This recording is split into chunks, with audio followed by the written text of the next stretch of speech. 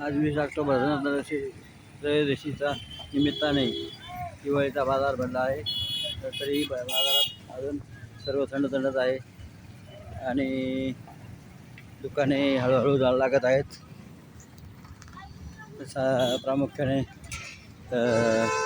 लक्ष्मी मूर्ती व झाडू याच बाजारात विक्री दणके चालू आहे आणि साधारणपणे बाहेरून लक्ष्मी झाडू विकायला आले आहेत आणि मूर्त्या आणि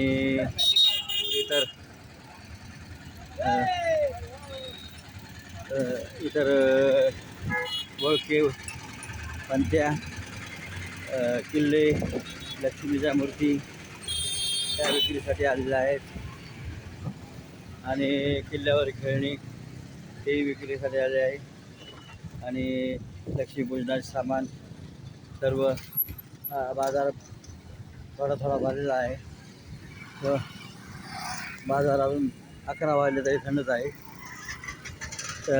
दैनिक श्रीगोंदा एक्सप्रेस व नारदवाणी न्यूज करता